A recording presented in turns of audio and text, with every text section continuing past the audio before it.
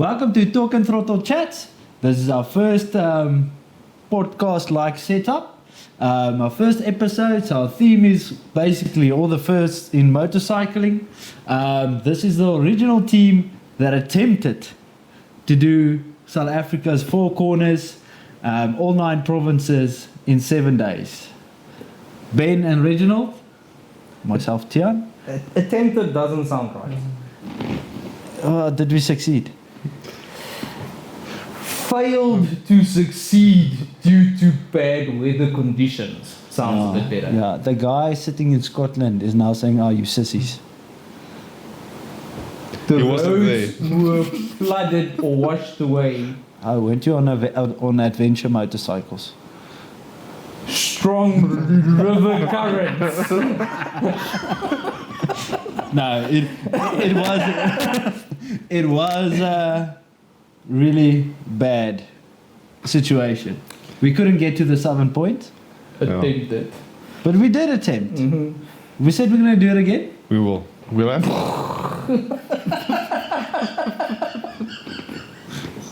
Well, we've got one believer here. Yeah. Anyway, yeah. So what ended up happening is we couldn't do the southern point because there was no access to the southern point of Africa due to the weather. It was like what, level 8, 9 something. Hurricanes going through there. Yeah. Yeah, through the Western Cape.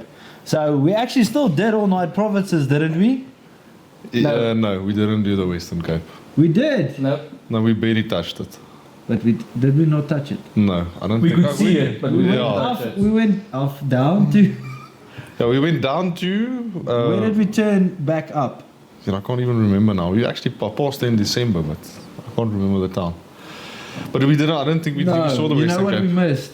We definitely missed the Eastern Cape. No, Middelburg's in the Eastern Cape. Oh yeah. Yeah, no. So we slept there.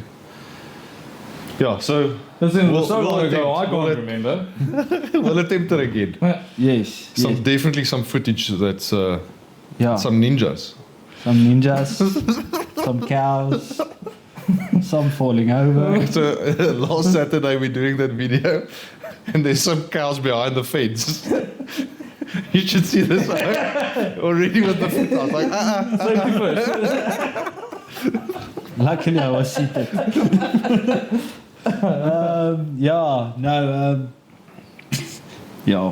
No, that was fun though. I know you want to give me crap because I haven't made that video in over 2 years. I'm glad you know it. Okay. It will be done eventually. Before we do the next one. Probably just before.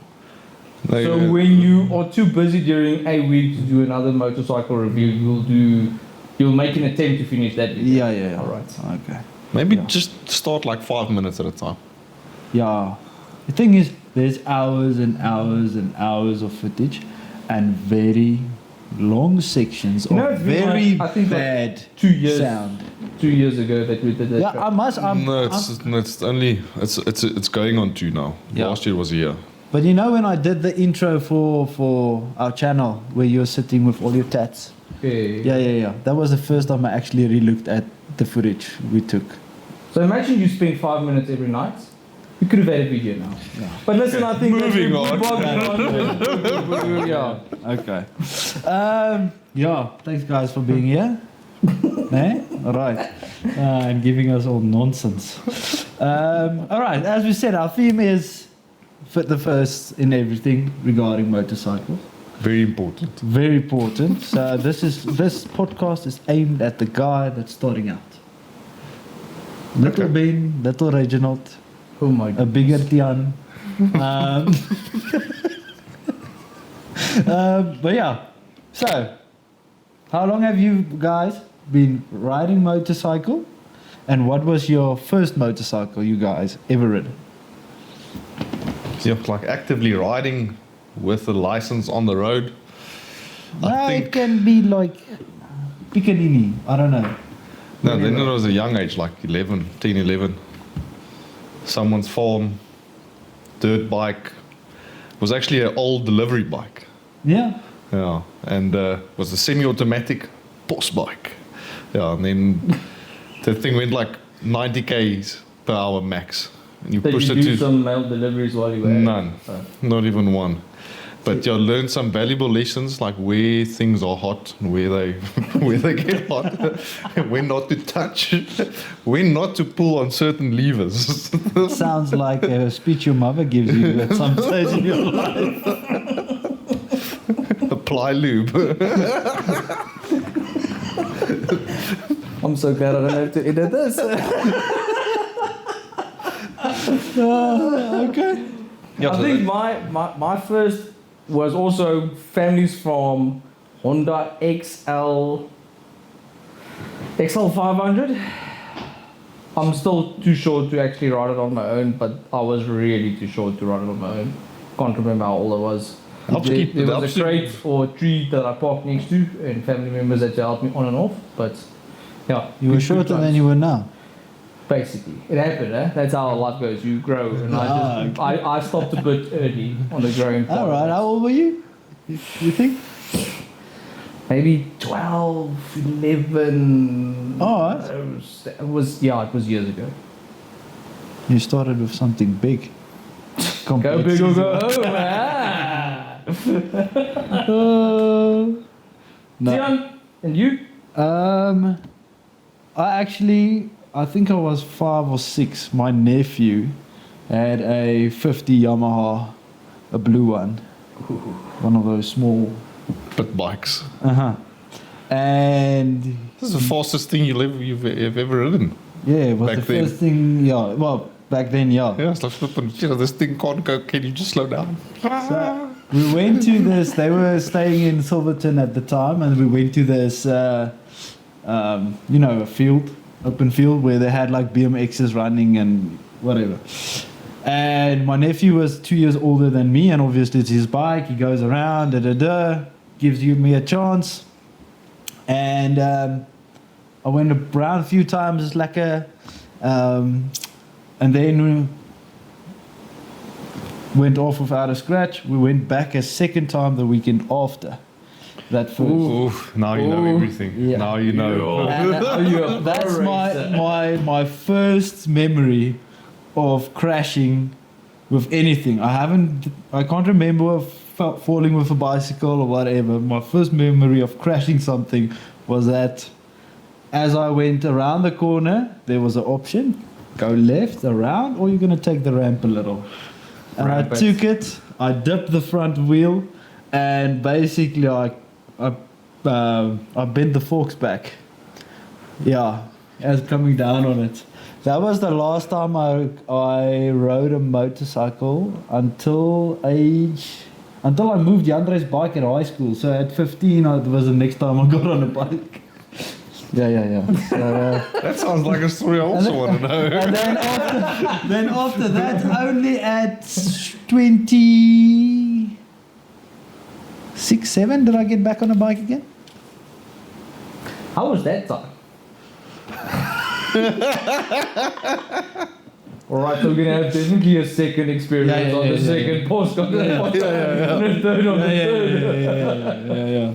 I think I heard your wife said there's maybe some video footage of that as well. She says so, but I don't know. Time will tell. I deny. I can neither confirm or deny.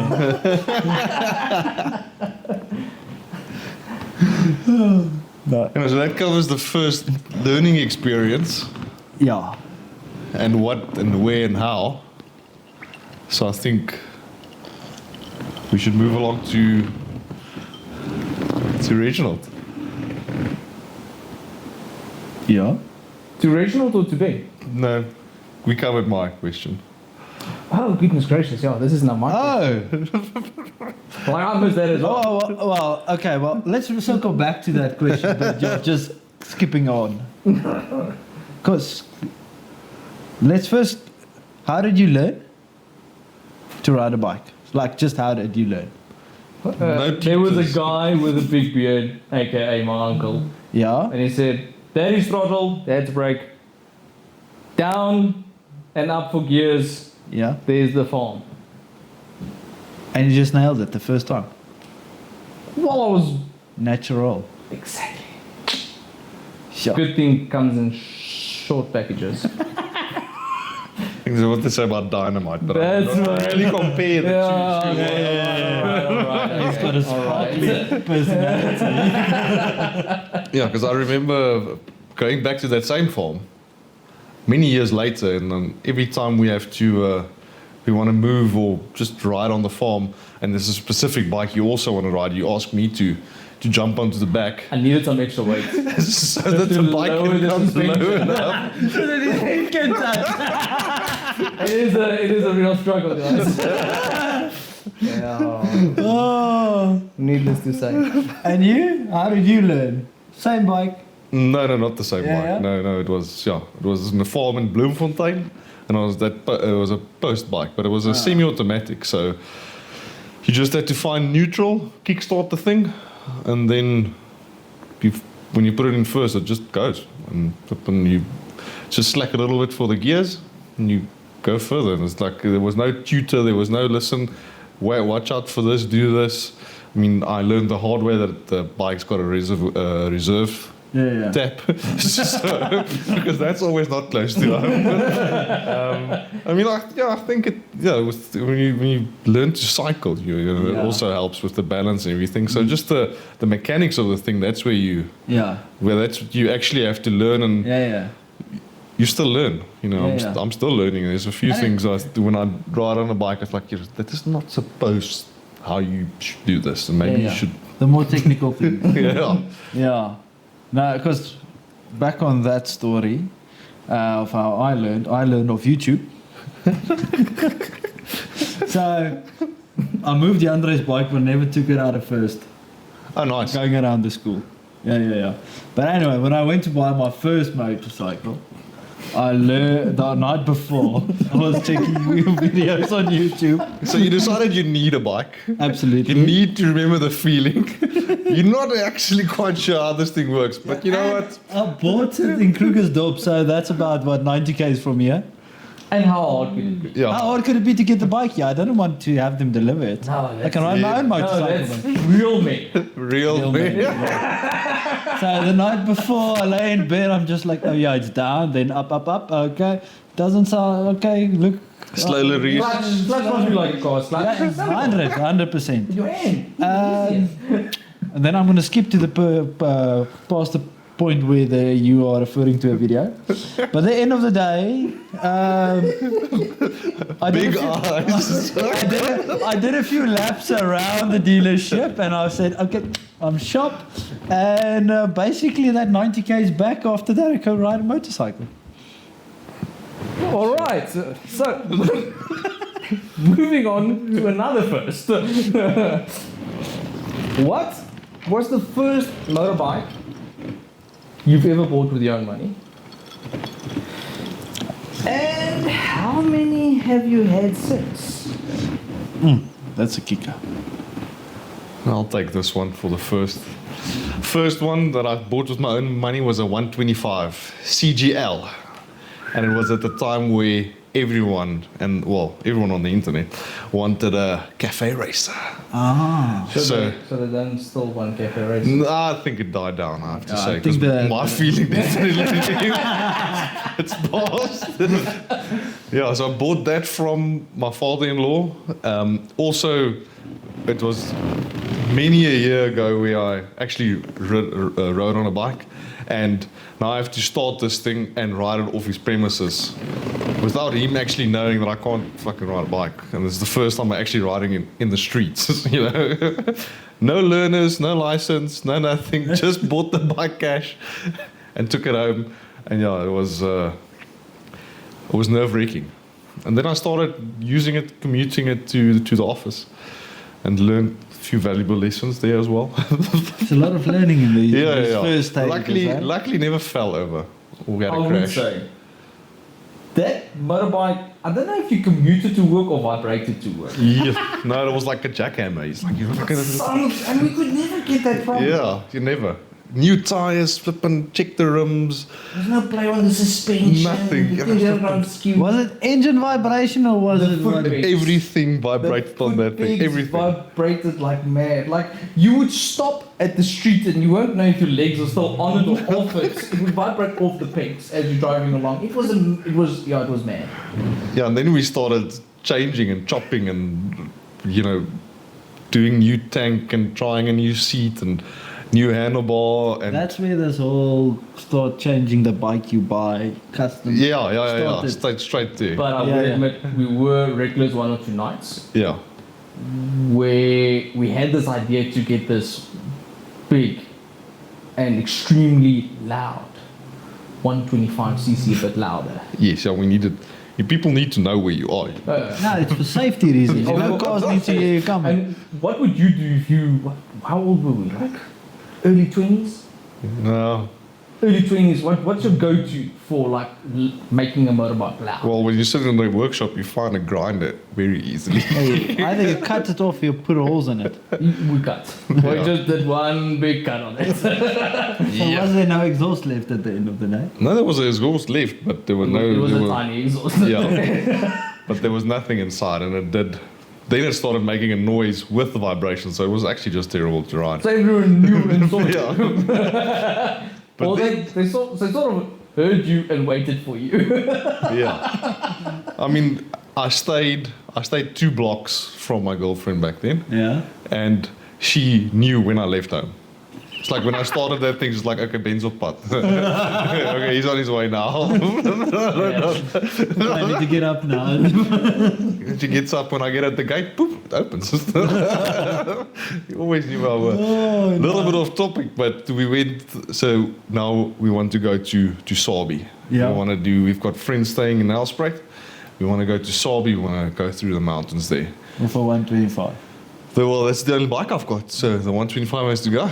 But now everyone's going in a car. He's riding his bike there, and a friend is taking a bucky. So load the bike on the car, and we leave. We get there. Now we have to do this trip. Now I mean it's also like a 90, maybe 110k loop. Barely, but Yeah. short. But there's lots of twists and turns. Yeah. Now I get on this 125. Yes, like it. And when you actually hit that thing, it's like in the city, you feel like the fastest thing alive. Yeah, when yeah. you pass through the cars, when you at the robot, it's like first, second, okay, next line, I'm first, so I'm winning this race, Yeah. But when you're on the open road, that thing is terrifyingly slow. And when you that flat taps, Yeah. all out, 110. Yeah. When you lie flat did down. 110. Okay, then You had a fast scooter. You had a fast scooter. Because it was held by duct. Yeah. And after when we got back after the ride, felt like I operated a jackhammer. Flipping, it was just vibrations everywhere, your feet, everything. No, that bike was terrible. That was awful. But it made good memories. Yeah, definitely. It's usually the bad bikes that do, eh? Yeah, at the end of the day. Yeah, okay. I'm not going to lie. So what did you get after that? After that, I then bought a BMW 310. I remember that. The GS one. Moving from a 125 to the 300, that was like a super bike. Oh, that thing was fast. How dare you go that big? Yeah. My mother was scared. And I was like, no, please, just be I just careful. remember we did a breakfast run back in the day. And we were there at Artis. And I think Warren had a KTM 1190. I had a 1200 GS. I don't know who was with us. There was somebody else as well. There was Warren's dad was there on a Harley or something. Yeah. And Kali was there. Oh yeah, and Kali on his Transalp. And he's just sitting there. Look, Kali doesn't do, let's say, 140. No, he doesn't like speed. He's Mr. Consistent. But anyway, so we're just going like we're cruising at, 121, whatever. And here comes Ben from behind. On that thing, I just see, There we go. It was a downhill. I had to use That's the only time. Now you beat us all. You beat us all. We couldn't catch up. He surprised you all. It wasn't a fair. come with a surprise. And a surprise always comes from the back. that was the second bike, and then I bought the R90. Okay. And that was a big jump, but it was lovely. That flippin' bike, oof, that was a very nice bike. Yeah, and that's the story at this stage. Recently came into a R18, but that's still early days, so not a lot to say about that yet. Okay. Tell us more, Tiaan. So in between me going back to learning how to ride the bike on the way back, so the bike I bought was a Harley Davidson 750 Street, which I almost crashed into a bunch of GS's. That's a video that I'm saying is not existing. Not yet. Off the floor. I had that thing maybe 3 months. I just remember one day we were sitting, actually also with Kali, at a dam somewhere, and I was like, no, this bike needs to go. Man, it was like at 4,000 kilometers, I was already feeling this thing's gearbox is starting to give issues. So I was like, no, out. Then I got a 700 GS. After that, got a 1200 GS. Then my first child arrived, and I said, no, can't have a bike anymore. And then my wife said, no, you need to have a bike. Yeah. And then, so then I went back to a 700 GS. Did 600 Ks on that GS for that year that my first child was born. Then I was like, this isn't working. It went back to the dealership. I didn't have a bike for 2 years, and then I had the F850 GS, that one where he did the 5,000 Ks on. Yeah, he's Mr. Maintenance on that it was bad. Then I got the 1200 Adventure. And then in between, we tried some business things that didn't work out, but in that process, we had a 310 R. Yeah, the street version. The street version. 3R18s. Yeah, that's it. Is that all? Yeah. Yeah, well, you coming here, Rich coming It's from coming to you. This is going to take a while. Yeah. So we don't have to go into details. I'm just going to tick them off. You must. I didn't make a list. Are you going to make a list? So I think, if I remember correctly, the first bike I bought was a 1954 Triumph Tiger. 1954. 54. Yes. Yeah. So you were like not you were doing it properly, like old school bike. Yeah, not cafe racer made in 2020. That's basically a natural cafe racer. Exactly. Yeah. Without modifications. Yes. Yeah, the things and bits and pieces also vibrates off of it. But I only have once. But that took us far. We went to Paris and back except for the wheel cap. There was no issues, was there? And the carburetor leaked. Right, so... It wasn't on that bike that you ran out of gas on the... Yeah, no, it wasn't on that. It was on that R18.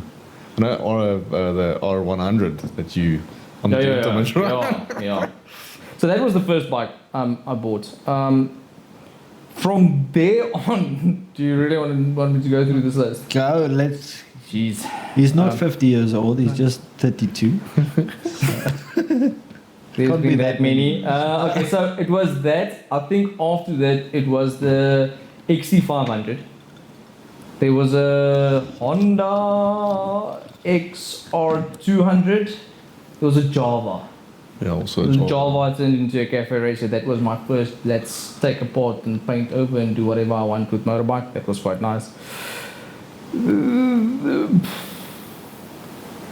Then I think after that came my first like new bike, which was also R90. Yeah.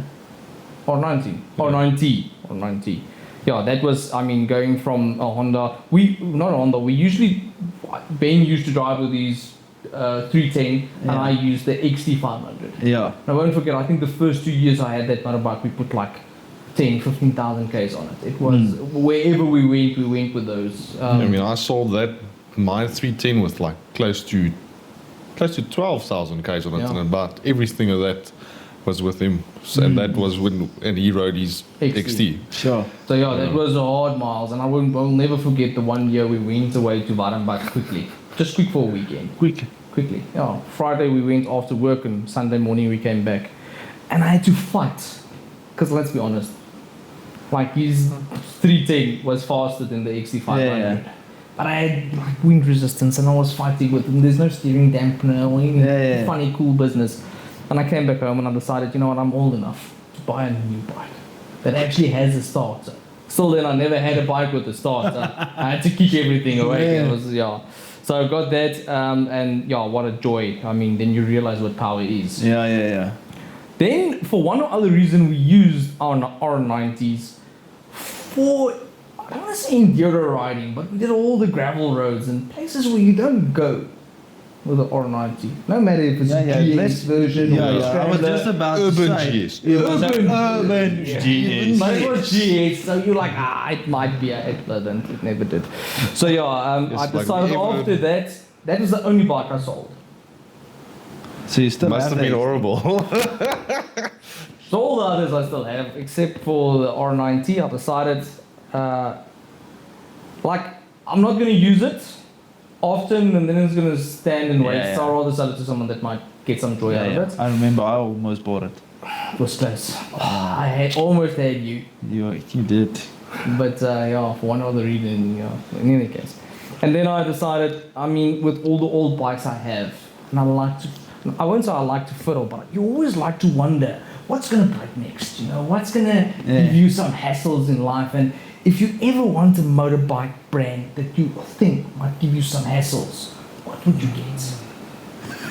I don't want to get that. I'm not. You can say it. You go to the Italian, you go to the Ducati.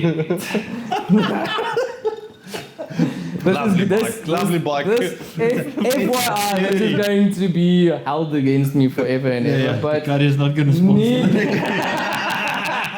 Well, either way. Well, there's a reputation, and if they can, give us more bikes, then we can. Exactly, we can test them all. And I would say I won't exchange that bike for anything else. I think it's a lovely bike. It's super cool. That's we just need to say it's a Ducati Desert X. Ducati Desert X. Either way, either or. Ducati, in the week, I saw. So there's this guy on YouTube, Fort9. He does motorcycle videos, but quite good. But he had a review on the Desert X. You saw that how he sold his soul and had to kill the stuff and had to renounce BMW and all that type of thing. But the funniest part was right in the start for me where he opened the manual. And it was like, visit your every problem or any top of oil. Visit your Ducati. I saw that video and I was like, you know what? Maybe it's just putting on. I opened the manual. It doesn't tell you anything. And then there's literally nothing on it. Exactly. And then he takes the tape and puts it over the Desert X, the dealer. It's almost as bad. True Italian dealer. Good times. Technically, you're the only one that still has your bike from the 5,000k trip. Yeah. Yeah, both of you sold. Yeah. Mine was gone like the week after. You didn't even wash it properly. And I don't feel this is fair, because now whatever you're gonna do, you're gonna buy a bike to prep for that journey. Yes. Most probably. I'm gonna go in style. I had a hard trip. That trip on a 90 is not for anyone. I was in the wind for flipping 6,000 Ks? 5,500. Yeah. I had a harder time. I mean, my shoulders did some more work. I think we should move off this topic because it's changing the whole thing. We're moving away from first year. Absolutely. What do you wish? We're talking about a first trip. That's definitely not the first trip. The first big one. That's the first big one. But I think we need to have a proper podcast where we discuss A big trip. Okay. Write that down.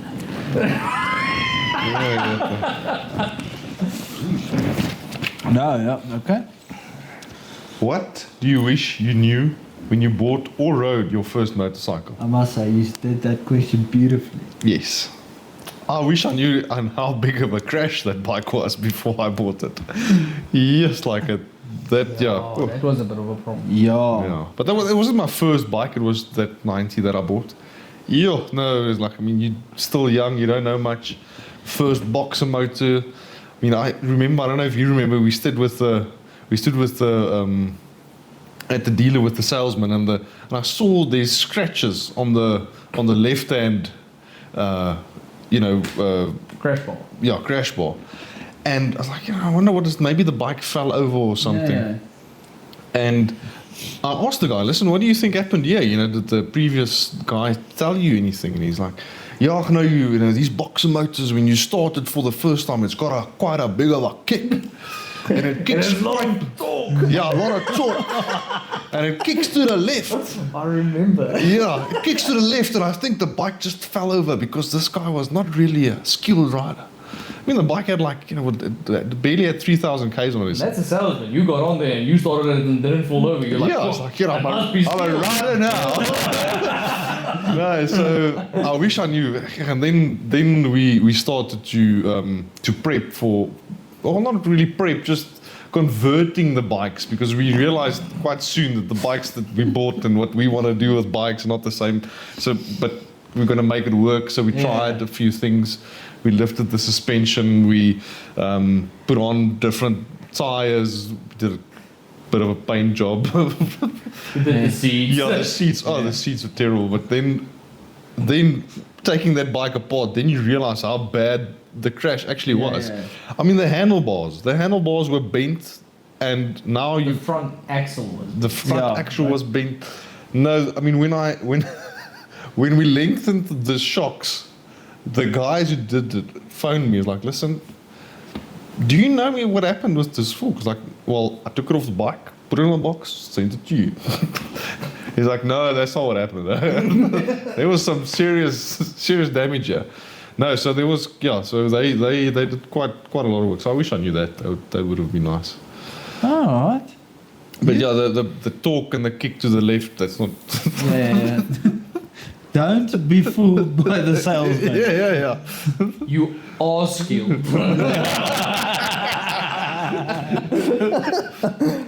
I think from all my, well, like most of the bikes I've owned has been like old bikes. So buying from a guy second hand, it's always like a bit of a wary subject because you don't know what he's going to tell you or what not. Yeah. But the one thing that I've learned with all the bikes that I've bought so far is I think dealer reputation. Yeah.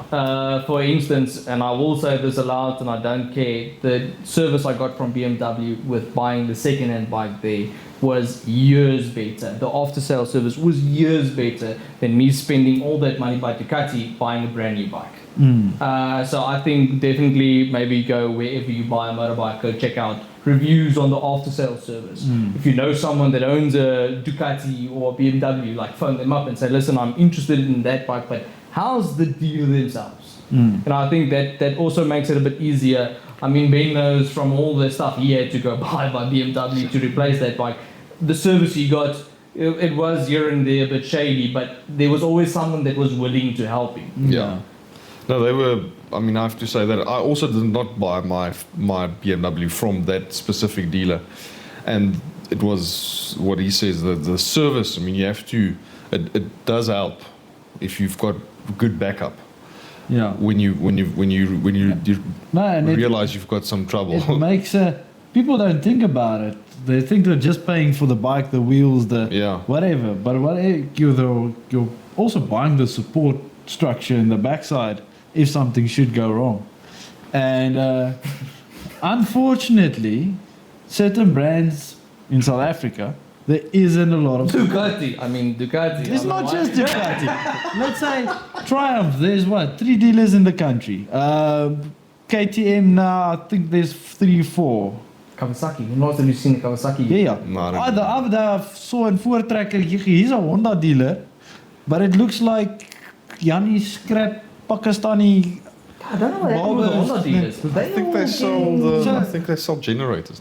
It's quite big business. Yeah, there was a bunch of African twins in the show, and I've been driving up on that road for whole of my life, and I'm like, are you really selling that type of bikes out of that shop? It doesn't look like a motorcycle dealership.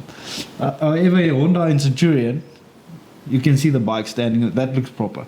But anyway, Honda itself, even the cars, the dealers are much less these days because they are not selling in South Africa anymore. And what else is there? CF Moto is in the country. I think there's one distributor in Boksburg. I know about. Husqvarna. Yeah, you don't see those. Yeah. And now it's owned by KTM. Which we don't know how long. I don't know for how long. So yeah, it is a really a thing. I think also parts. Yeah. Well, let's not get bogged down. All the dealers and the parts and the stuff. I think just do your don't sacrifice the bike that you want. Just make sure wherever you buy it, even if it's not by the dealer that you get the support, there's an alternative for support or parts or whatever the case. Right, Tiaan, but now you. What? For me, I'm going to go in a different direction and say, and this is only something I learned recently, and that's how valuable track riding can be to you as a new rider. Because we get on a bike, you're always you're on the highway, you're going straight, you're passing traffic, blah, blah, blah, we all know that and so on. But now you go on a trip, and you go Salby, wherever. You mean you go around the corner? Around the corner. Yeah, I mean, that can happen at a circle for you at this time. There's like, is there supposed to be sound effects when you go around the corner? Ben, yes. You would make sound effects. What should you make? Whee!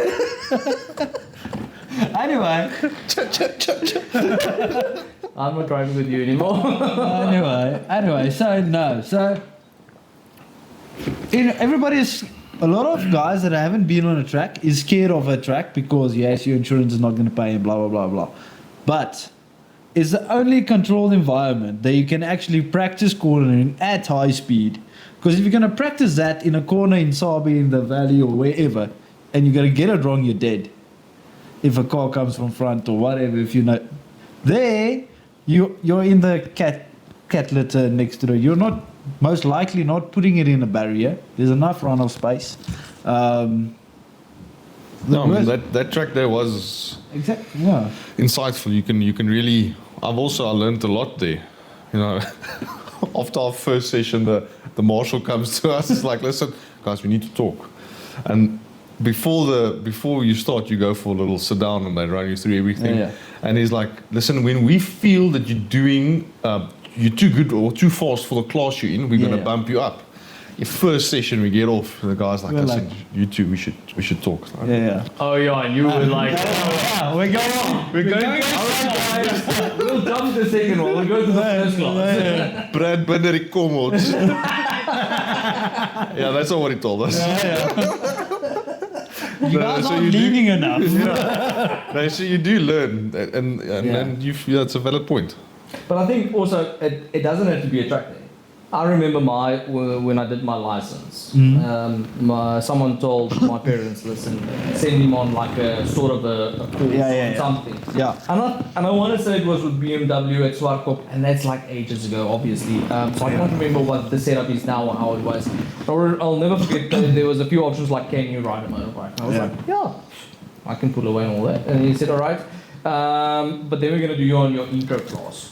And there was such small, valuable stuff they taught you on that. Like, for instance, your zips on your backpack. Never put them on the top, put them all to the side. Because the wind could pull it open and you could lose all your stuff. Silly stuff like that, and especially like where to ride when it's raining. Because never ride in the middle because the oil is there, so you might slip. Rather ride on your right lane because you have ways to... It's all that small stuff, and I think even just that, like getting the basics right, is a great idea. Yeah, no, I agree completely. That... Liani went through a similar course when she started riding last year, and I was obviously there listening to what the guy was telling her, And there's a bunch of stuff. Me are doing, riding for like 5-6 years by that time. And like, oh, I never thought about it that way or this way. So don't be afraid of a track. Get yourself some sort of a course. So I know in America they need to do a course before they can do the license. I've picked that up somewhere. But yeah, you can get your license by hook or by crook. And then... or YouTube video. And you can climb on 1,000 RR and just pull it and, see if you're alive afterwards. You want to do what, bro? No. I say, there's no formal... training. Yeah. You're limited to a 125 at 18. After that, the world is your oyster, and if you which is great if you're young. Yeah. And then you do funny things. Yeah. Silly. Very responsible. Always Silly responsible. Nah. So yeah, that's. I'm guessing it's me again now. Yeah. Some silly questions. Yeah. Did everyone answer that question? Yes. Yeah, he did. Everyone did. Oh. Can I just add on that as well? Like I did a like obviously we've started to ride a bit more gravel roads. Yeah. And like the first big trip. When we got on the gravel roads, I always thought like Tiaan has this, he has this covered. And I don't know why, but you always look way more comfortable on the gravel than I felt. You saw that as well? Obviously you missed something. But except for the cows attacking Tiaan. But they only No comment. No comment. But needless to say, before we get into an argument, gents, I did a off-road course a while back, and like it's night and day difference from what you learn on what's on road and what's off road. Yeah. So I would also suggest as a first time, if you say, listen, I want to do street riding, I think it's great. But if you ever consider buying something like a GS or an adventure bike or whatever the case might be, like just go spend the bucks, do the course. Get that silly knowledge for the small stuff, and then you can. I just want to defend myself here quickly on that point. No, here we go. Excuses. No. We did that F900 review just now. We had some gravel, all right, and on that 1300 GS was the same tire that bloody 850 of mine had. Yeah. And he can attest. He told me what fantastic tire it was. He said you have to go on that course to like improve your off-road riding skills. Yes. I'm not going on that course with those tires. And that's the first time I've driven the 1300 GS on grass. It had the same tires on, and I had the same feeling on it. I'm feeling like I'm on ice. Okay, so we're not going to name and shame the tires. Okay, I know the key. Threes? No, it's just the Anarchy. No. Yeah, it's the Michelin Anarchy. Yeah. But it's not the Wild. No. Because I really want to try the Wilds. Yeah. No, I think the Wild is. I think that's the next. It's threes, eh? Yeah, it's not just Anarchy. No, you're thinking about the Karoo. Okay, anyway. We'll put it. I'll put it in here. Anyway, but. Marking it red, please. Anyway, we did that F900 test with road tires, and both of us have felt and were fast on that bike with road tires than the other guy on the 1300 with semi off-road tires. So you just wish you knew. I wish I knew before that trip. Don't put that bloody tires on. But it's a 70-30 split. It's going to be perfect. You're only going to do 2 days off-road, so the rest is going to... anyway. Yeah, but we know now with him, we never trust, no off-road. It wasn't him giving the bad advice. But he also chose some dodgy roads to ride past. But either way... Oh, absolutely. But that's a whole podcast on its own. Anyway. Did you die? It was close. Let's not all... I did. My personality died. Around about I will never forget this scene of a man 10 o'clock in KFC sitting like this.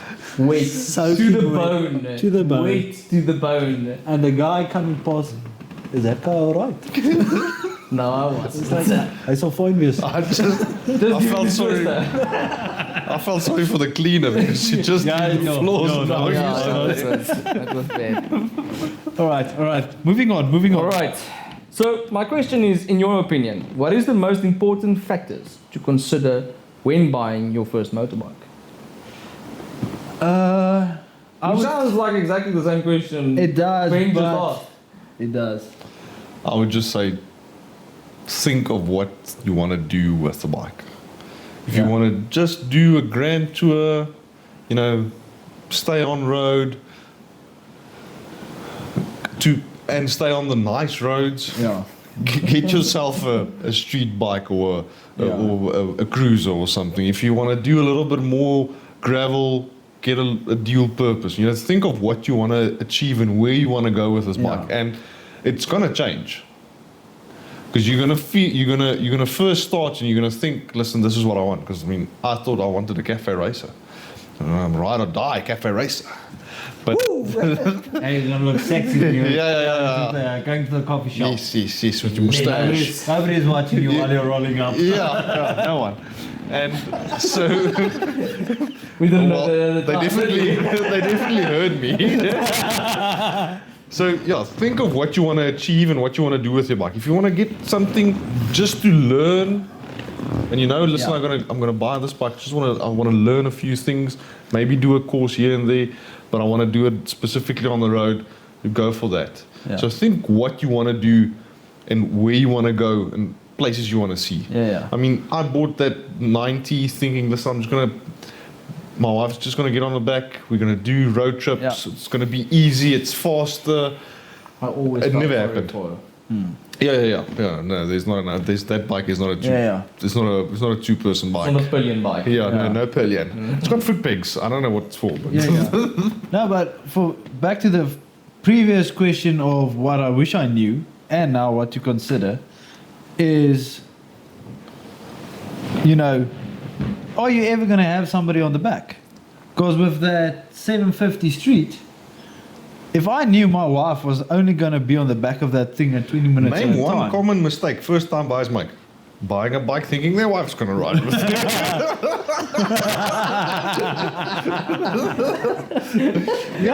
We hit some points here. No, for sure. But exactly that. It was so uncomfortable for her. I think it's a similar story to yours that, in the end of the day, if you were planning for us to do tours, because back then when I started riding, you two weren't there. We were. Well, yeah, when we started riding, you were there. You weren't there for me. Anyway.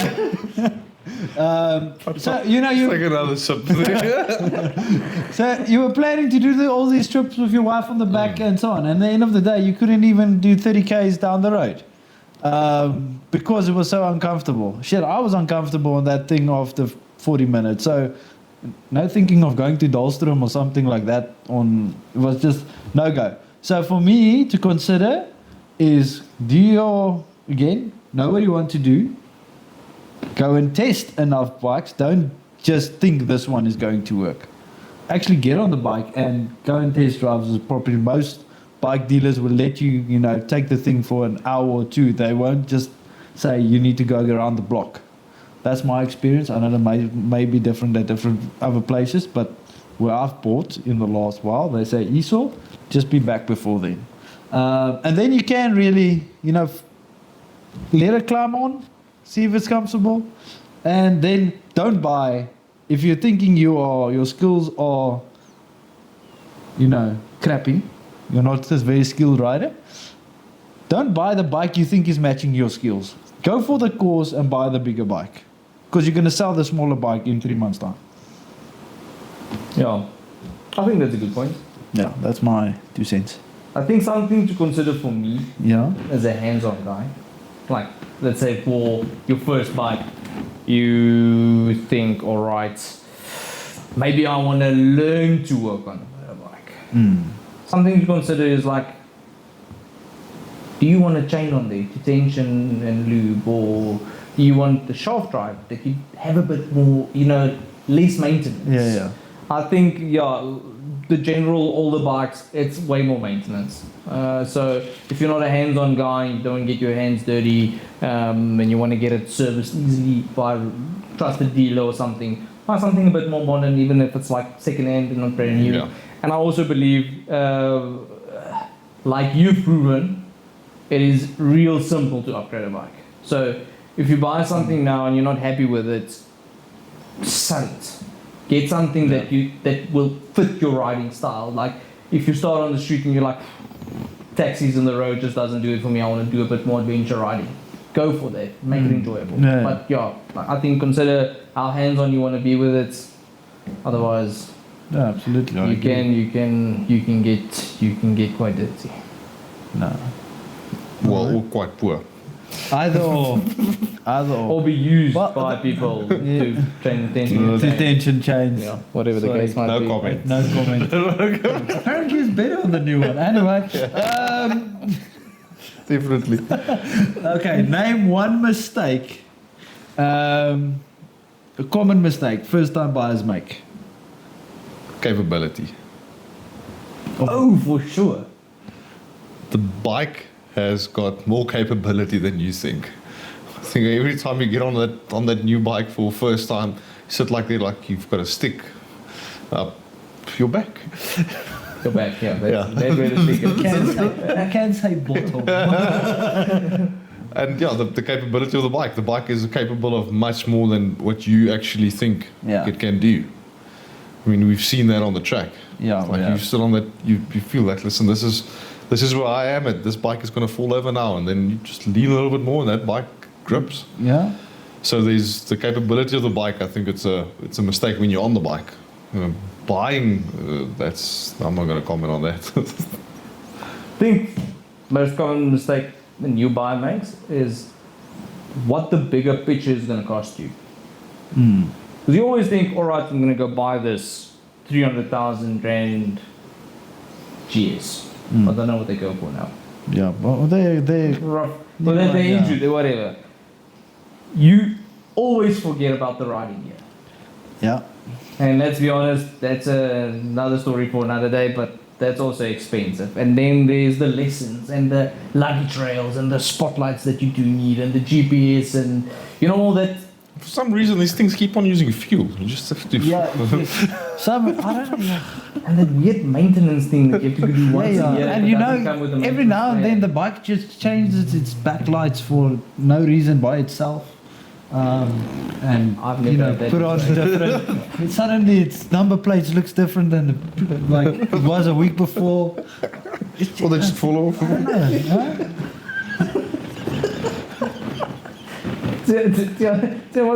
What is? What happened? Eh? You have. What would you say is a common mistake? Buying the bike without knowing what your insurance is going to be, because there's a lot of because I work in the insurance industry, I see a lot of guys that comes and they want to buy a certain type of super bike or whatever, and then they expect it to be a very cheap premium fraction, while certain insurers don't even want to touch the stuff anymore because there's a bunch of guys getting on, crashing it. They know if it falls, it's a write-off. It's not like, with a vehicle, it's standing on four wheels, it's not going to fall down. Something needs to bump into it, or you need to drive it into something. Whereas with a bike, if you put it on the wrong angle, or it leans the wrong way, or a certain, wherever you are, outside the pub, outside the cafe, whatever, something can happen. And if it happens, yeah. So, find out the full story. What's your monthly expense going to be on the bike itself, as well as the insurance? And then decide, can I afford this? And actually take it on an adventure. And take it on an adventure. Doesn't help it sitting in the garage. Yeah. Like most of the bikes do. The other mistake that first-time buyers make is they buy the bike, they go for a course, and then a month down the line they haven't gotten back onto it. Ooh, yeah, bad news. You can't do that. Then the course is out of the ears, out of the. I don't mind everything. You're back to square one when you get on at about month 3. You get a close call, then they sell it. Just stay on. Keep on riding. Okay. Keep on keeping on.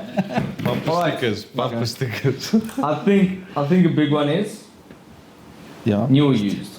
Yeah. Pros and cons. Yeah, I think touched briefly on that with the first time buyers, first bikes you bought and everything. But there's a lot of pros, a lot of cons. But yeah, I mean, I think it also depends on your budget and what you want to achieve with the bike. Like, budget is a big part of what you're going to buy. Yeah. I mean, and when the itch is there, you don't want to always settle for used. Well, in your case, I think you have a bit of a bigger fright with a used bike. Exactly. Yeah. Look, I think we've all bought something in the past that, you might have shouldn't have bought. Burnt you a little. Burnt you a little. You didn't know it had big crash. I mean, you bought a bike, owned it for 6 months, 9 months, and you didn't even own it. Ooh. And if I remember correctly, you did 5,000 Ks on it. 100%. That's the type of demo I need. I must say. That is a good bike. I must say. A good ring. Or good demo. I think I paid one premium. But it needed to go, Reginald. You saw at the end, it almost didn't make the end of that trip. I think you just needed to do some maintenance on the bike. Yeah, probably a new chain. And sprocket. And sprocket. So New tires. So anyway, this shouldn't be on the podcast, but the guy that bought the bike after me, I gave it back to the dealer. It was standing there. They took about 6 months to sort out the papers. That's why I gave it back. So by the way, the previous owner or the dealer lost the papers of the bike. The previous owner didn't comply to get a new copy of it. And at the end of the day, the license expired, and the bike wasn't on the road anymore. And I was just like, I can't drive a bike that's not on the road, so make a plan. That's why you couldn't ride it. There was. Anyway, at the end of the day, they phoned me up and said, listen, we're going to buy back the bike, and you're not going to lose anything. Come and choose something else. So, which I really didn't mind at the point. We But don't know why. so apparently they took 6 months to sort that out. Then eventually somebody bought the bike. The guy did 200 Ks, and then the radiator went. I think it was probably clogged up full of sand. I wonder from where. Yeah. Where's sand? Never rode sand. Never rode sand. No, never. Anyway. The wind wasn't that hard in Alexander Bay. Not at all. Oh, man, I'm going to edit this out. But anyway. Imagine Reginald actually fell over while we filled up the bikes. You know what? He did fall over. Dune riding. No, not at that stage. No, we all fell over in that sense. My bike never fell over. No. I was off the You bike. fell on a curb. I'm sorry, that doesn't count. He went over the bike. The bike was still You standing. weren't standing. The bike was. No. It's not that the bike It wasn't fell. standing on the Did you side fall? thing. Was it standing on the side? No. It was standing in. But did it fall over? Was it leaning against the boxer motor? Well, my foot was stuck there, so something kept it up. No, shabbit. So yeah, new or used, we actually not. I think. And yeah, go on. I think first bike. Used. Used. First bike used. I'm sort of leaning on like smaller but new. Okay. No, I'm thinking used. I'm thinking used. Yeah. Reason being, this is my reason. Again, I say go and test the bikes and talk to somebody. Just don't go and buy a bike and be because I must know it all. But then you realize you are at the upper echelons of the money difference between the previous model, the model that just went out, and the current model. There's so much difference. Usually, if they bring out a new bike and there was really not great appeal, then they change the bike a lot to try and get new buyers. But let's say it was a semi-successful bike, then they change it this much at a time. True that. All right. Yeah. So now, but you're adding a lot of money every time for just that. So I'm saying, rather go to the one, not the first model that they launched of a certain bike that you like. Yeah. The second one. Forget about the third and fourth gen. Second one. Get that if it's a reliable thing. Not if it's a certain orange thing that you need somebody to fix it all the time. Yeah, that's my. I think, like, if I think new bike, you think like the new 1300, or Yeah. you know, a good second-hand deal on a 1250 or something of that sort. And I believe I think that's. Think of your first bikes. That's too big of a bike. It's too heavy to like practice leaning on and getting the feel of the bike. It is too fast. I mean, let's be honest. That's. Yeah, I think my current bike is too fast for me as well. I wouldn't go that big, but I would definitely not go buy a new bike. Even if I were to start If you want to now. buy a big boy 150cc, you want to buy it new. Yes, and then we want to put a plastic box on the back and go and work for Checkers. Yes. If that's how you want to start, that's how you start. I mean, those guys are currently the fastest oaks on the road. Yeah, they're fearless. Exactly. Especially in the game. This afternoon, while I was going through peak traffic, I just look in my mirror and there were like 5 of them right behind me. And I'm like, they're on me. I need to get away. I'm telling you, they're coming games You now. slow. Get out of the way, bitch. I'm outnumbered, it's like a sea. So yeah, obviously I won't say buy like a 600cc brand new. I think that's reckless. I think like your starting bike, like if you want to buy a big boy. I bought my wife a big boy recently. I'm glad I bought a new one because I checked the second-hand ones and we all know how I have to ride that motorbike and that sort of flat taps. Yeah. But she doesn't. So I think that's a good, like for me, it's a good starter bike, something to learn with. And if it falls over, it's not that expensive. But where it is the newer stuff, you want to upgrade. You want a bigger thing and you can't afford the brand new one, second-hand all the way. Okay, makes sense. No. Use for first bike. Go find something nice, something reliable. Yeah. Something that's I would say, will work for your legs. if you're not Mr. Reginald, don't go and get something with a carburetor. Yeah, I think that's also a good idea for you. Unless you want to learn. Unless you want to get like handy and do a few, I mean, let's be honest, YouTube. There's tons and tons of videos, like if you want to learn yourself. That's why I say if you want to get handy, you want to get your hands dirty, then get something with a carb, and you're going to be playing around. That's for sure. Exactly. So again, what you want to do. That's what you want to do. All right. So safety features on the bike and gear, obviously on you. For I'm going to take the obvious one. You should get a helmet. I'm going to take rider modes. rider modes. Okay, so you're not buying anything. No, you need safety gear, safety features on the motorbike. Yeah, but you want rider modes. Name me one bike prior to 2010. That if you're gonna buy that, if your first bike's gonna be. I don't think bikes before 2010 even had ABS. So what I would say is, like I saw with our off-road course that we did a while back, they actually showed us on a gravel road in a straight line if you actually pull the front brake. Now, scary thing, and no one knew it in the class except for the Ducati owner, that your front brake is your primary brake on gravel roads or tar roads. No matter what you do, your rear brake is not your primary. Everyone feels rear brake, gravel roads, you're safe. But your front brake is your primary brake on a gravel road.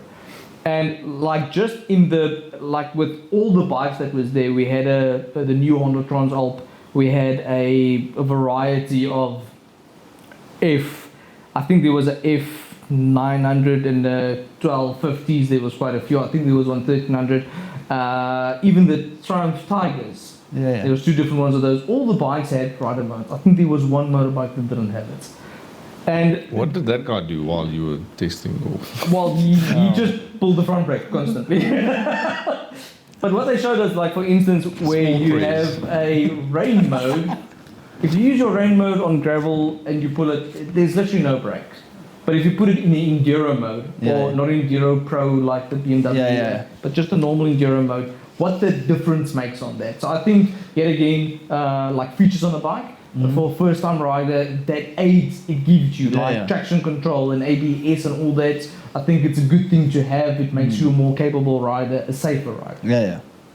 No, agreed. But yeah, helmets. Yeah. Get a helmet. Back on your helmet, don't go and buy the cheapest one. Don't go buy comms. Comms? Why not? Tiaan, have you experienced any joyful? I mean, I've listened to your F900 review, and your first sentence in the video was, "We tried communicating, but the comms seemed to fail." I think hand signals on a motorbike is better. You have a issue with comms and certain. No, let's just say comms, because I don't think the other brands are better. Since day one. Tell me I'm wrong. You're not wrong, but the times they do actually make some noise, it's quite helpful.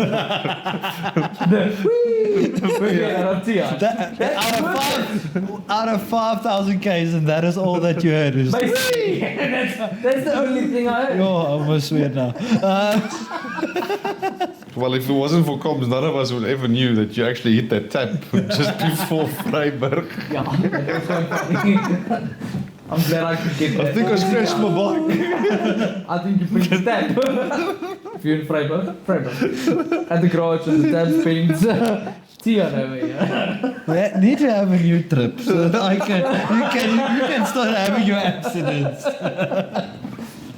I'm patiently waiting. Yeah, so no, the nice safety feature on I think, actually that is only coming in now, and again it's only on your flagship bikes, is the blind spot notification in your rear mirror, like a lot of cars have now.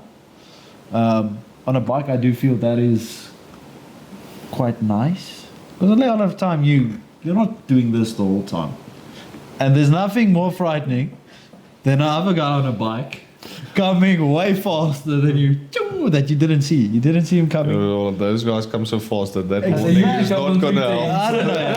Maybe. So But, it's a fast downhill. Again, that is on the higher spec range. I would say, I wouldn't even know. ABS, most people get frightened when that start going. Yeah. So there's the course. Yet again, new time buying, get the course, get used to it, track days, try it out. So for my safety feature, I'll say course and a helmet, but not at least get a mid-range helmet, not the one that's $299 off Temu. Yeah. Because it's the most, Yeah, it's a quite important part of your body. Yeah. No, I'm not that worried about the features on the bike for now. Oh. Mainly because I'm not used to them. Because you never had any. I remember when we did that gravel piece, and I was like, "What rider mode are you on?" It's like, no, autopilot. The one and only. So no, I would protect yourself. Yes. Ankles, your Decent hands, boots. decent boots, your hands, helmet. Yeah. You learned about the knee guards and the chest plates and everything. Yet again, I think it's all dependent on like what they taught us now on the adventure courses, what is suitable for adventure riding. I don't think that is compliant to a guy that wants to go to a track day. I also definitely don't think it's a compliant on a superbike. So yet again, I think whatever the niches you want to go into, or YouTube research it like Tiaan let's go start riding it, or go and do a course, or. But the one thing I would say is just don't go into the first shop that you see, park there and say like, "Hi, I have a new bike. Kit me." Because they're gonna sell you everything and probably anything. They're gonna sell you the jacket that doesn't have any protection in it. They're gonna sell you the protection you buy separately, the upgraded version, and it's gonna end up a lot. Yeah, but I would just say the bike can fall over, the bike can be repaired, can be replaced. But I mean, there's only one of you, so watch out for yourself. Don't heal that quickly.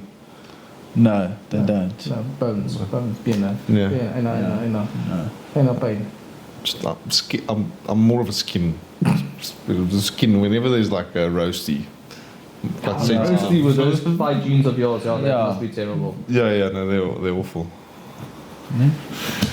Okay, what's the... It's actually me. It is you. How does a motorcycle weight and power affects the handling for new riders? A lot. Yeah. A lot. Imagine that heavy, low profile Harley Davidson sport Rocket 3. Sport glide or street glide. Street glider compared to your big weight. Yeah. I mean, you know this. Yeah. Like that was me and Ben, my Ben's biggest argument for ages when it comes to buying a new bike, the weight. Yeah. We always look at the weight. What's it? I mean, you feel it in the bike. No, you do. And certain manufacturers does get it right to make the weight feel less. Yeah. Like, The bike feels lighter when it you feels ride. lighter. It technically will weigh the same, but it will handle better, and it wouldn't feel that, sluggish. If I can put it like that. But I think it's also to do with like, I think KTM's, their fuel tanks comes down the side. I don't like the look of it. And I'm always scared that plastic tank's going to rupture. But the weight down low, They're all all doing the it now, reviews say is like fantastic. Yeah. I know the boxer motor as well, because all the motors at the bottom are not like the V2s coming up. That also makes a huge difference on how the bike feels and handles and I that. must say, I do agree, because on that 900 I could feel it compared to the 850. You did feel that thing handled better than the 850 before that, but a lot of the weight has moved down because they changed the tank from steel to plastic. It's also lower. There's a bunch of stuff that just they moved. All the heavy parts were at the top. That's basically they took it away. Yeah, and that's going to make a huge difference. Yeah. So you just need more power, that's what you're saying to me. And less fuel on top. Yeah, basically. Now, I think for a new... What does your weight actually have to do with this? It must have an influence. But again, are you heavy on this side? Are you heavy at the bottom? Or do you have big calves? Yeah, let's not all look at our calves at this stage. No, but... Ben, what's your opinion? Yeah, what's your opinion, Ben? No, weight's definitely a big thing. But my biggest concern when it comes to weight is actually when the bike does fall over and how you're going to pick it up. Because, I mean, if you look at that, the GTL 1600 BMW, I think that thing is close to, I think it's 280. Tow truck. You get a tow truck. When it falls over? Basically. I mean, now it's an elderly guy. He goes on a trip with his wife. Bike falls over at the coffee shop. Yeah. Who's going to pick that up? Yeah. So I don't think that's a bike that should ever be on its side. Not that any bike should be. Yeah, but Doesn't that, because that, let's be honest, that thing has so many features. Doesn't it have a pick myself up feature as well built in? it doesn't even have a reverse gear in that model that I'm talking about. I think the newer ones do have. But no, so that's the I mean, if you look at that R18s, if that thing should fall over, it's 345 k's. it's a big bike. Now that thing is low already, so you can't actually stand up to it with your back and push with your legs. Yeah. I mean, okay, it's not going to fall that far over because the cylinder head's like that big. Really It's fall over. going to go like, this is the cylinder You edge. basically just have to get back on it. Yeah, Yeah, it's maybe going to just look see- like the side stand. Yeah, get the side stand out there. I don't know what the problem here is. No, so that's my biggest concern when it comes to the weight. Is actually when you have to pick it up. Yeah. And I mean, it's very rare that you actually fall over on a flat piece. It's always, tilted to the one side. Wherever you're on a rough terrain, it's because you don't have the right place for your foot, and bike falls over, you lose your balance. Yeah. But So now you have to pick it up, and from there it's. Yeah. For a first time buyer, I don't think a K1600 or a 18, a little bit less, but a Okay, 1600 is not the first bike you're gonna buy. No, it's not. So, But if you inherited, if you, we're talking about a bike, not a first inheritor. No, because I do feel that bike is too big, and while you're still learning, you need to be able to practice small maneuvers and tight maneuvers, and that bike is probably the baddest bike to do it on. Yeah. So, something to consider when buying a bike.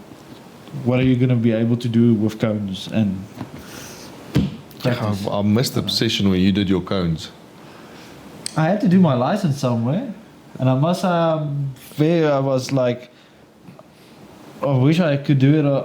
At the time, I did it on my 1200 GS with all those cones and I wish I had like a little bit of a smaller bike. Yeah, like a 300. A lighter bike. A lighter big bike. boy 150. Exactly. Big boy 175. I see they brought them out now. All right. Faster. Aye. Okay. How can a beginner check if a used bike is in a good condition? And a question they must. Don't ask the salesman if this bike has ever fallen over. You know what? My answer is going to be ask the salesman. No, but on a serious note, if you can ask that same guy that told you, no, I could fall because it doesn't like a plug, to actually, on the VIN number, if it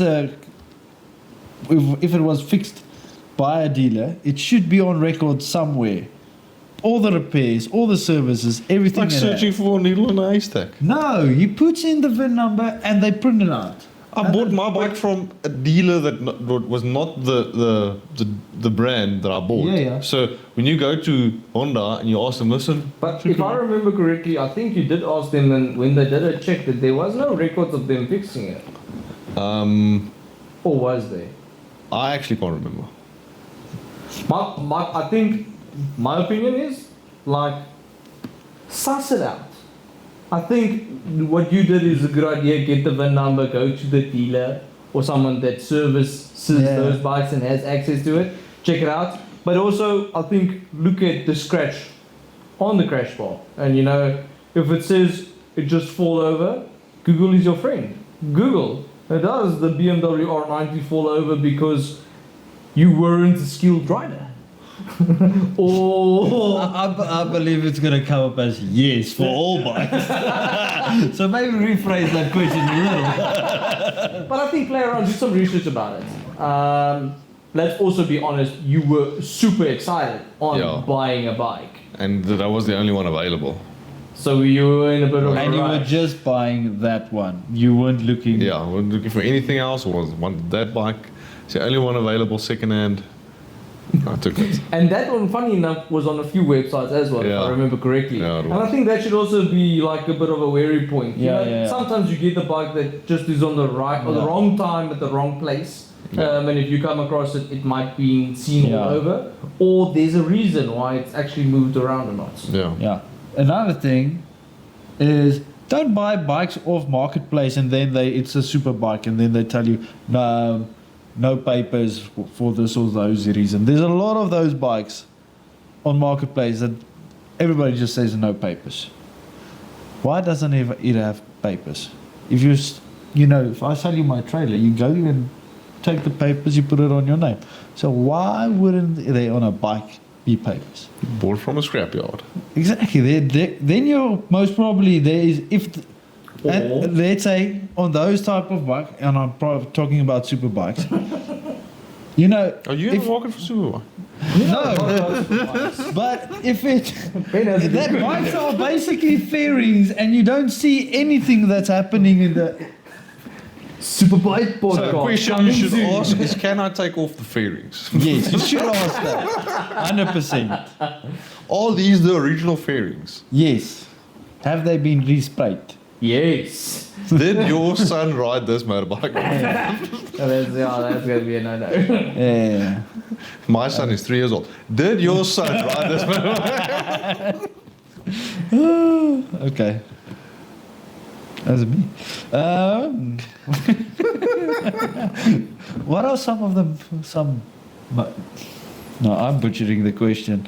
What are some of the basic maintenance tasks, guys, for a new rider should learn? I have this. Yeah. And this is because I have a friend that took me on a 5,000k trip to see the four corners of South Africa, and he could not once lube or tension or check his own chain. No, that's not what happened.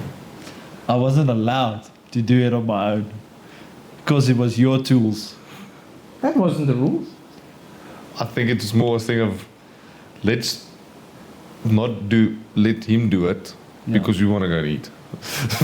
We all had certain things to do on this trip, No, and you were the designated maintenance man.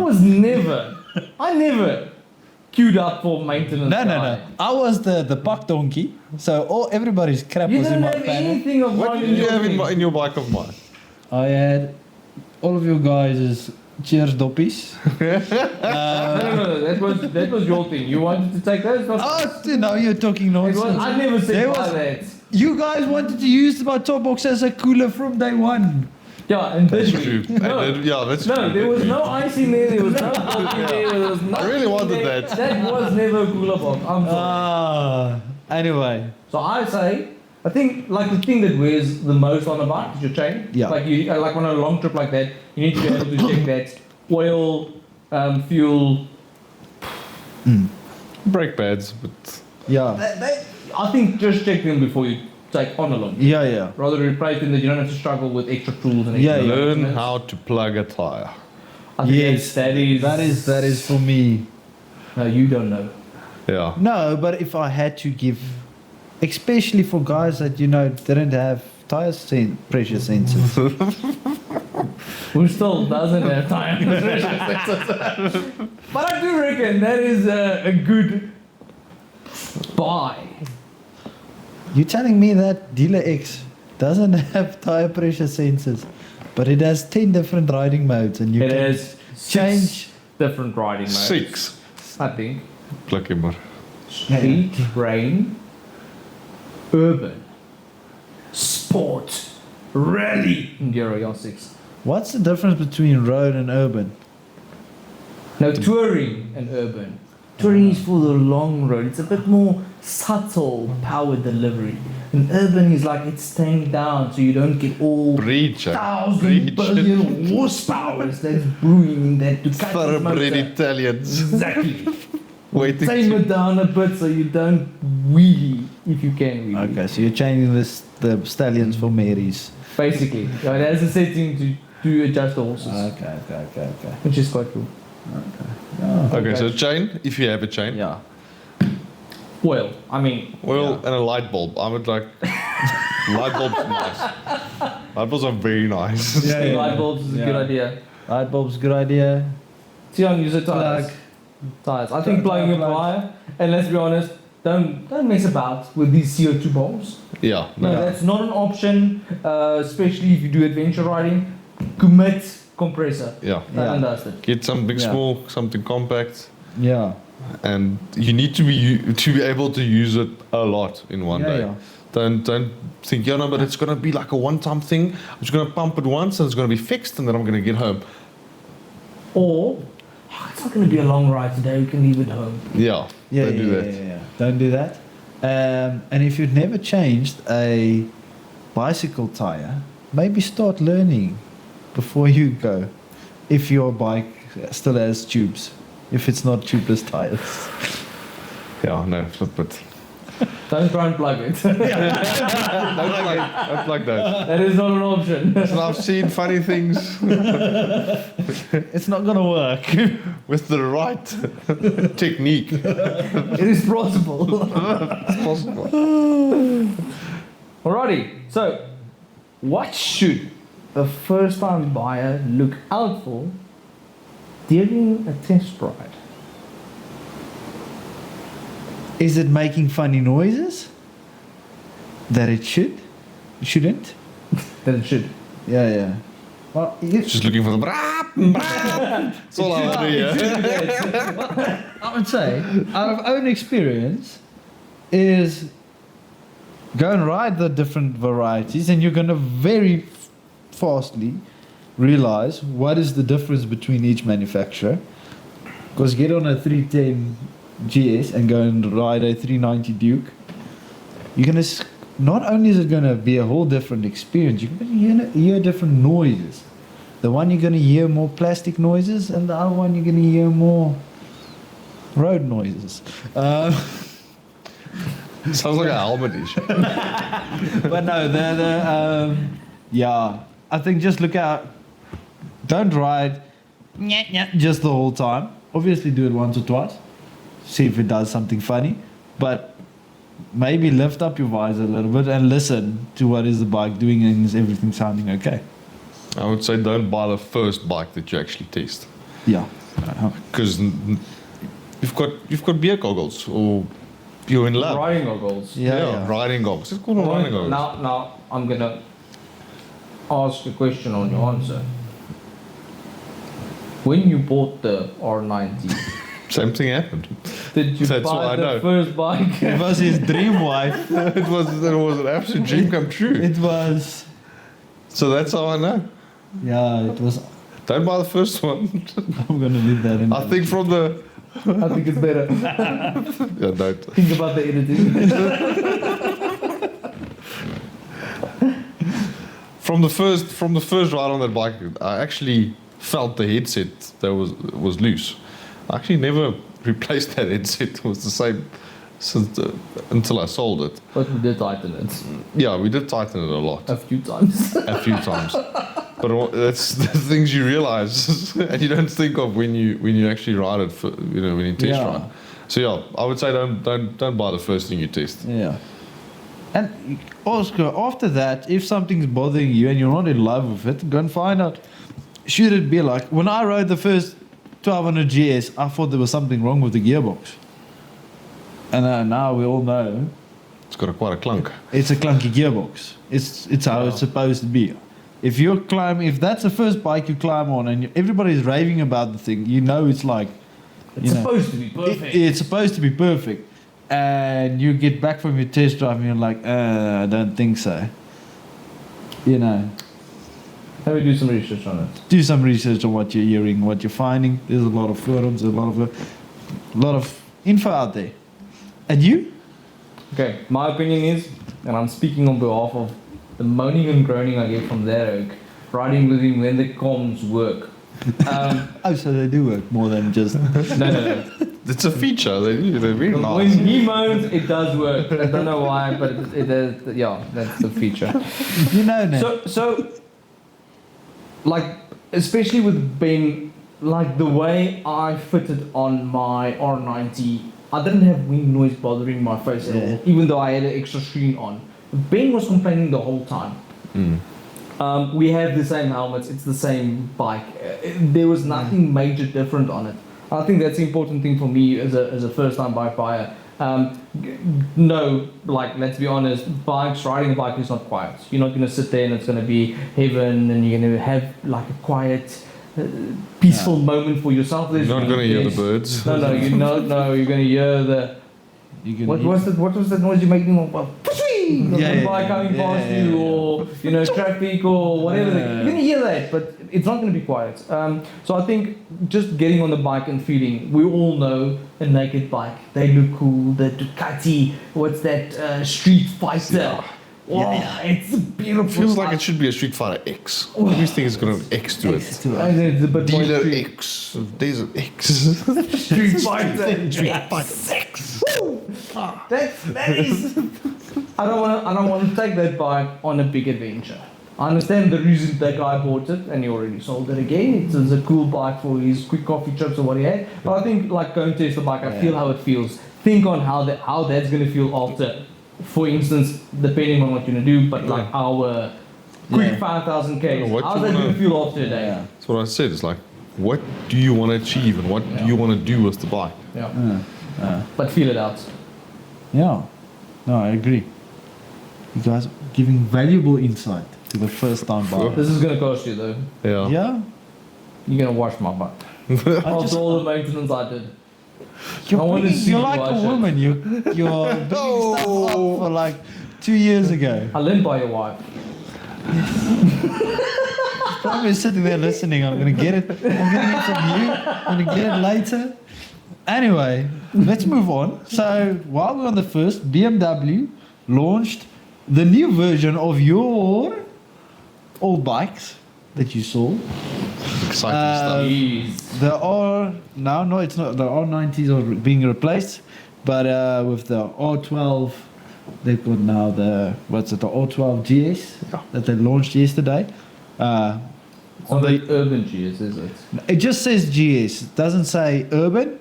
And the footage that they've shown, although it's a lot of computer rendered stuff, is off I couldn't road. tell. I couldn't tell. Really, they look like nice pavement. Okay, and stuff. someone who already has his beard or riding goggles on. So I think I like the black seats. So if you guys didn't catch it, let's quickly look at it. Okay, hello. Oh, I love using technology while There we making a go. video. There we go. We're gonna edit that out. No, we're probably we're not. How does this video sound? It does. It does. Nah. What's that?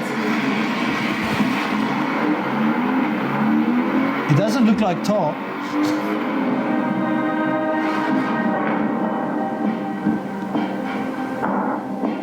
Euro suspension. Engine guard. You think it should be there? Enduro footpicks. This is the second time it says Enduro. Off-road tires.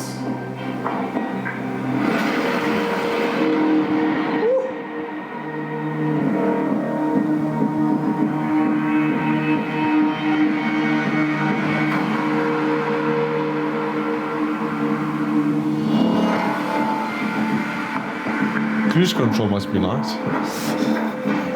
But wait, there's more. There's a mode button.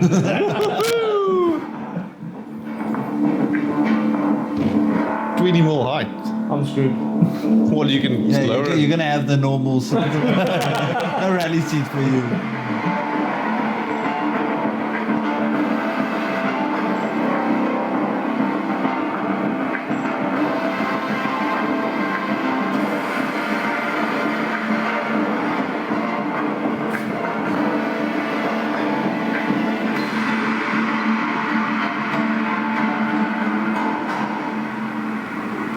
That is not bad looking. First impressions, guys. I like it.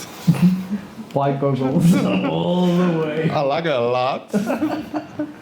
Well, I'm quite curious with it has enduro pegs, enduro suspension, Bigger off-road wheels. tires. It might be the bike we tried to build with the original ones. No, it might be.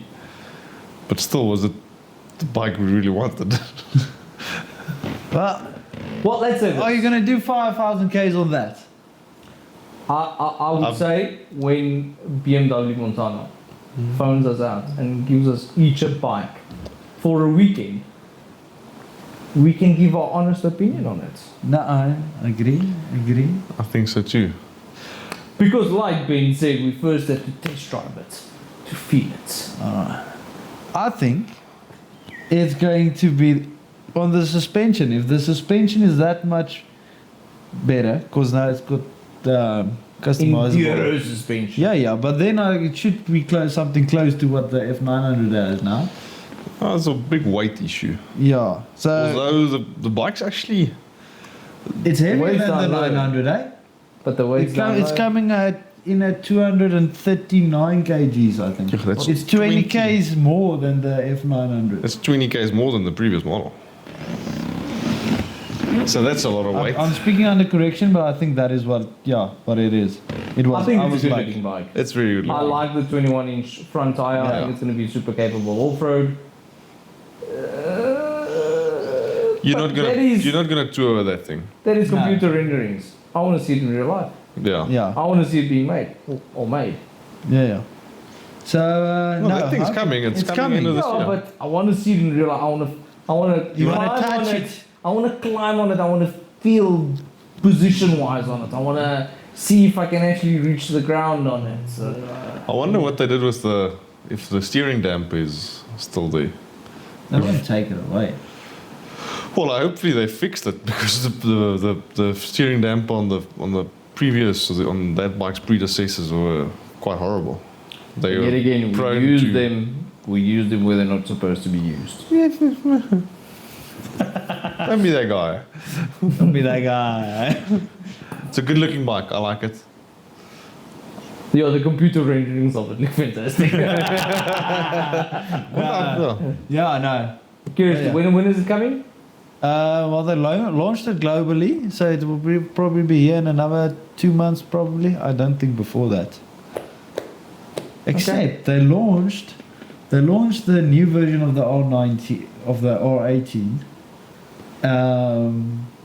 a month ago, and about 2 weeks after that, it is already here at Montana. So maybe they're already in the country. They're just not allowed until a certain date To release to it. release them, because those R18s are sitting in the workshop behind locked doors for the last 2 weeks. They can't put it on the floor yet. It's the same thing that happened with the 1300. They had it for like more than a month before the actual launch, where they couldn't put them on the floor. They were keeping them in storage. But did you see them? No, I didn't see them. So even if we go, I was pretty pleased with the cherry on top, they won't show it to us. We can always try our luck. But yeah, I think suspension wise, and I think if it would not actually be nice because it would be a little bit lower, I think, than like the 900 and obviously the 1300 to mock about with and still look cool while you're doing it. And actually have, because that's the thing with your bike, the R90, it was a conversation starter. Definitely. Whereas everybody knew what a 1250 GS looks like. Nobody. It's like, yeah, it's a thing, but they didn't come walking to it because of its looks. You know, it was like, it wasn't something Just different. another. It was just another bike. Your guys' previous bike and this again, it's got the nice eye factor. eye candy. There we go. But at the end of the day, if that tickles your fancy, I mean, how many 1,000 Ks did you do on that bike of yours? Over 20. Yeah, over 20. I don't know, 23, 24,000 guys. Are you sad about it? I'm not sad, and I definitely miss the bike, but it's. If you could turn back time, would you do it again? Yeah, definitely. Even though the wing buffering was terrible and the wing factor was awful and there was no rider modes and the fuel tank fuel tank didn't take you that far. Yeah. No, it wasn't perfect, but it was nice. I liked It it. had character. A lot of character. I would do it over again. Nah. Remember, it's nothing's I ever going to remember. be perfect. I remember when I pitched up with that 850. That 850 wasn't ugly. It was, No, it was but a it good wasn't. bike. wasn't- I liked it. But he's like, I would never buy it. The Yeah. bike doesn't have any character, Yeah. and I agree on that point. If I put I would also rather go for you guys' R90s and suffer a bit on and the journey. suffer. A bit. Not A bit. Suffer. But it's like that, you know, that your first car that you drive that you On the ballad. yeah, that you fixed yourself, and you know it's got the scratches of the sodas. You put it there. It's this, and you know the cable ties are always here, keeping everything together. You put it there, so you've got a connection. And the The duct tape. duct tape behind the dashboard and everything. That's That's not insulation a tape. BMW, guys. That's insulation tape. Moving on. Yeah. Anyway, guys, thank you so much. Tiaan, For coming. anytime. Anytime we'll do it again. Please, we're gonna do a lot more. Yeah. Do some more riding, please. Yes. Yeah, can we just maybe like do another big trip We and not can. only talk about it? Yeah, but The 10th of May. Sabi. You know it's gonna cost you. It's gonna cost Does a your lot. wife know about this trip yet? Yeah. She's all aboard. So I she can has get approved it. I can get away with the Sabi one, but if we're gonna pair that with the other nonsense we are trying to plan, then I'm gonna be in the. You're calling it nonsense. I'm calling it adventure. You know, whatever the case might be. You need to loosen your ear. No, I'm gonna grow a beard like that. Whatever floats your boat. What is longer, your hair or your beard? That's definitely my beard. That's the only thing that can grow. Hair-wise. You put a photo of your snore, of your mustache on the profile pic. He's super proud of that. That is as far as you can grow it. That's legendary. What did I tell him the other day? I don't know. I think we were on the bike doing something, but he said, "Yeah, if you see me or something, what are you gonna think?" I was like, "No. If I see you with that snot, I'm gonna think I'm gonna be pulled over by the police." Yeah, Or there's the a speed proper cop. police. Proper speed cop. Stop. 70s policeman. Yeah, just need my aviators. Yeah. No. Whew. Yes. Yeah. Anyway, he's a reincarnation of Goose that died in Top Gun. No, it's not. He is. Can't play piano. It's maybe a little bit wider. Shorter. Anyway, all right, guys. Anyway. Thank you. Any loser. Yeah, if you liked our chatting and mocking about, Like and subscribe. follow us on YouTube channel and everywhere, Instagram and all that things. And We'll put a link link up in that corner. this corner, that corner, description, his home address, Come and visit. and yeah, follow along with us that are doing interesting things and funny things and laughing at each other. Mainly laughing at each Yeah, other. mainly laughing at each other. Making memories. Yes. Keeping it as blackmail. Slap on the bass. On that note, we're out. Cheers. Cheers.